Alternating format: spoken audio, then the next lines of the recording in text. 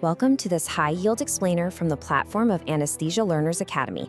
Today, we're targeting our PGs and anesthetists with a detailed learner on the terrifying reality of airway fires. We're going to break down the exact prevention and management protocols from the ASA and FRCA guidelines that you absolutely must have committed to memory. So picture this. You're providing anesthesia for a delicate procedure. Everything is perfectly stable. And then, out of nowhere, a devastating blowtorch effect erupts directly inside your patient's trachea. It's truly one of the most catastrophic emergencies you can face in the operating room, and your margin for error here is literally zero. To get mentally prepared for this, we're going to walk through a strict chronological algorithm today. We'll cover the airway fire triad, pinpoint the high-risk procedures, dive into pre-op prevention, run through the emergency extinguishment protocols, and wrap up with post-fire clinical care. All right, let's jump right into part one, the airway fire triad. We have to start with the foundational physics of an operating room fire. You can't defeat what you don't understand, right?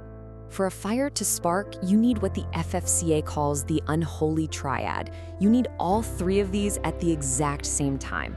First, a fuel source. In our case, that's often the endotracheal tube itself, or maybe surgical drapes and dry gauze. Second, an oxidizer, like oxygen or nitrous oxide.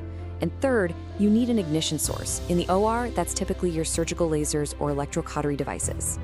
Now, the sheer speed of this chemical reaction is what makes it so incredibly deadly. If those three elements combine inside the airway, you get the blowtorch effect.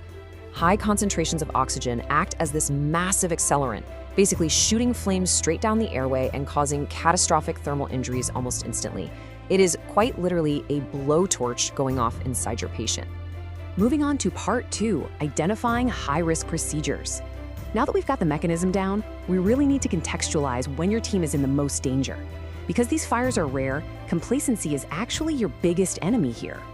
You've got to maintain absolute, unwavering vigilance during a few specific scenarios. We're talking laser surgeries of the larynx and vocal cords, and surgical tracheotomies. And note on the tracks, the risk spikes the exact millisecond the trachea is opened and oxygen suddenly floods the surgical field. Also, watch out for ENT surgeries using electrocautery, because you're bringing an ignition source directly into a really tight, oxidizer-rich anatomical space. So how do we stop it? That brings us to section 3, prevention and pre-op strategies. The whole game here is dismantling at least one leg of that fire triad before a single incision is made. Looking at the preventative logic of the standard algorithm, the absolute biggest takeaway is communication. Before a surgeon ever activates an ignition source near the airway, they have to explicitly announce it.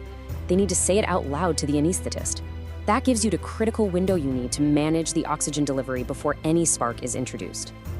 When you get that heads up, you intervene immediately. You've got to drop and maintain the patient's FiO2 strictly below 30% if it's clinically feasible, and at the same time, completely avoid the use of nitrous oxide. Nitrous is a highly potent oxidizer that will aggressively feed a flame, so just keep it out of the mix. Managing the oxidizer also dictates our equipment. Standard tubes are usually PVC, rubber, or silicone, which basically act as pure fuel under a laser. So for high-risk cases, you absolutely upgrade to laser-resistant tubes. But please, burn this into your brain. Laser-resistant does not mean fireproof. If they take direct, sustained laser fire, even these specialized tubes are going to melt and ignite.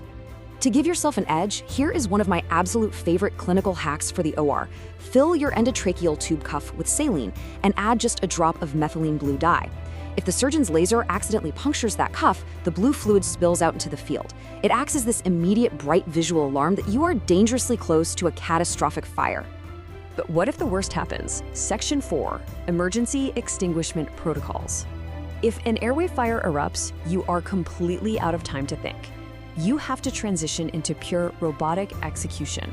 According to the ASA critical pathway, the very second you see a flash, smell smoke, or hear that sickening pop of the blowtorch effect, the procedure stops. Period. No discussion. Your team must simultaneously execute pre-assigned, highly rehearsed roles. Here's the sequence. Someone shouts the alert. Instantly, the surgeon aggressively rips that burning tube right out of the airway to remove the fuel. At the exact same time, the anesthetist kills the oxygen and airway gases to remove the oxidizer. And simultaneously, a scrub nurse or assistant is flooding the surgical site with a pre-prepared bowl of saline. Remove fuel, remove oxidizer, remove heat. Boom, all at once. Okay, finally, Section 5, post-fire clinical care. The flames are out, the immediate threat is neutralized. Take a breath. But realize the clinical crisis for your patient's lungs has really just begun. Your number one priority right now is reestablishing ventilation, but you must do it using a bag valve mask on room air only. Why room air? Because it's roughly 21% oxygen. That keeps the oxidizer levels low enough that any smoldering debris left inside won't suddenly reignite. Meanwhile, you seamlessly transition the patient over to total intravenous anesthesia, or TIVA, to keep them sedated. Because those flames likely shot deep down into the lungs, an ENT surgeon has to step in and perform an immediate rigid bronchoscopy. They're going in to clear out any melted tube debris and assess the sheer scale of the thermal damage. After that, it's a mandatory ICU admission to aggressively manage the evolving complications, like ARDS or severe tracheal stenosis. The source material makes this abundantly clear for all PGs and practicing anesthetists.